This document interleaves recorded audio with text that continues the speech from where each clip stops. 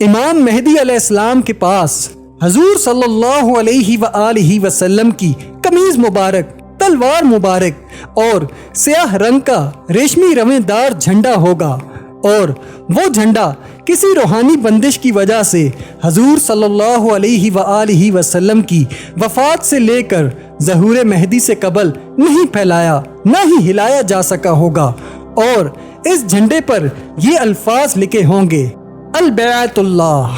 دوستو، امام مہدی علیہ السلام کے ظہور کی دوسری علامت،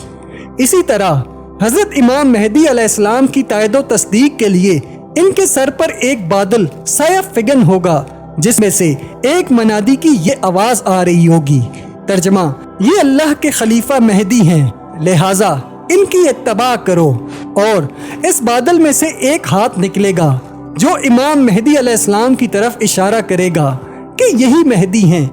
ان کی بیعت کرو۔ اور کتاب الفتن میں اسی سے متعلق ایک روایت کے الفاظ یوں ہیں کہ آسمان سے ندا اس طرح آئے گی، تم پر فلاں کی اتباع لازم ہے، اور اس کی نشاندہی کے لیے ایک ہاتھ ظاہر ہوگا جو ان کی طرف اشارہ کرتا ہوگا۔ اور ایک روایت میں آتا ہے کہ امام مہدی علیہ السلام کے سر پر بادل کی طرح ایک فرشتہ ہوگا جو یہ ندا کرتا ہوگا، یہ اللہ کے خلیفہ مہدی ہیں، لہٰذا ان کی بات کو سنو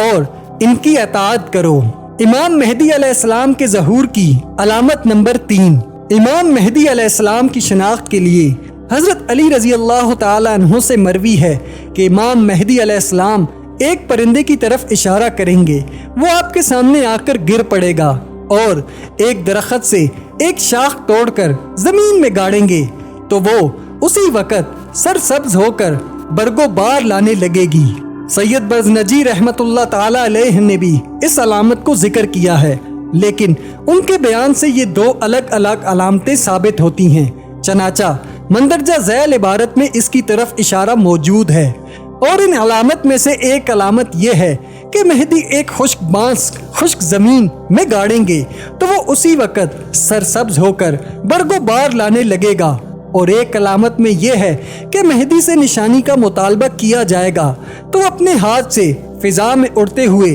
ایک پرندے کی طرف اشارہ کریں گے تو وہ ان کے سامنے آ کر گرے گا۔ امام مہدی علیہ السلام کے ظہور کی 5ویں علامت، حضرت امام مہدی علیہ السلام کی شناخت کے لیے ایک علامت یہ بھی ہوگی کہ ان سے لڑنے کے لیے ایک لشکر روانہ ہوگا، اور جب وہ لشکر مکہ اور مدینہ کے درمیان پہنچے گا تو اس پورے لشکر کو زمین میں دھسا دیا جائے گا، جیسا کہ ان قریب ہم آپ کو بتانے والے ہیں۔ مقام بیداء میں لشکر کے زمین میں دھنس جانے کی روایات امام مسلم اور امام ابن ماجہ دونوں نے تخریج کی ہیں، حوالے کے لیے ملاحظہ کریں۔ دوستو، اب ہم آپ کو سفیانی کے ایک لشکر کے بارے میں بتانے جا رہے ہیں جس سے امام مہدی علیہ السلام جنگ فرمائیں گے۔ وہ حضرت ابو سفیان علیہ السلام کی اولاد میں سے ایک اموی شخص ہوگا جس سے اسلام اور مسلمانوں کو سخت تکالیف کا سامنا کرنا پڑے گا۔ اس کے زمانے میں مسلمانوں کا بالعموم اور علماء و فضلاء کا بالخصوص قتل عام ہوگا، لیکن یہ فتنہ زیادہ دیر تک نہیں رہے گا، کیونکہ فرعون اور موسیٰ علیہ السلام کے تحت حضرت امام مہدی علیہ السلام کا ظہور ہو چکا ہوگا، جس کی علامت یہ ہوگی کہ سفیانی بیت اللہ کو منہدم کرنے کی نیت سے مغرب سے روانہ ہوگا،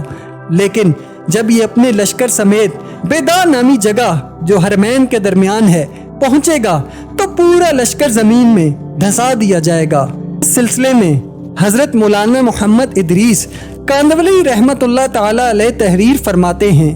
اس لشکر کا زمین میں دھسنا فتنہ سفیانی کی نشانی ہوگی، اور سفیانی کا خروج دراصل امام مہدی علیہ السلام کے ظہور کی علامت ہوگا۔ اور اس سلسلے میں بہت سی احادیث تو عطر مانوی کے ساتھ وارد ہوئی ہیں، اور اس پورے لشکر میں سے صرف ایک شخص زندہ بچے گا جو لوگوں کو آ کر لشکر کے زمین میں دھس جانے کی خبر دے گا۔ چنانچہ حضرت کاندولی رحمت اللہ تعالی علیہ تحریر فرماتے ہیں، ان تمام لوگوں میں سے صرف ایک مخبر زندہ بچے گا،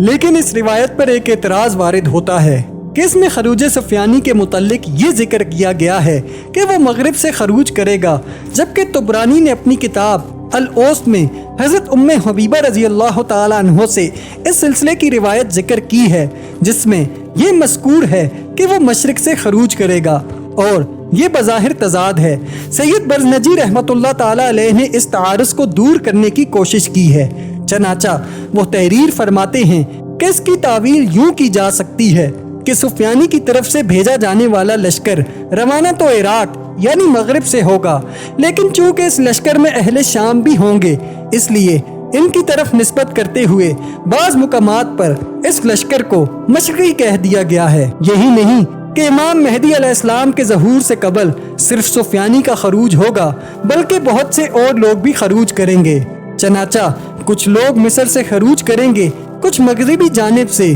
और कुछ जज़ीरल अरब से। गोया इस वक्त सारी दुनिया के मुसलमानों को सफ़े हस्ती से मिटाने के लिए कुफर पूरी ताकत से मुसलमानों के साथ निबत आजमा होगा और चार इतराफ से मरकज़ आलम और मरकज़ इस्लाम खाना काबे पर हमले की तैयारियां शुरू हो जाएंगी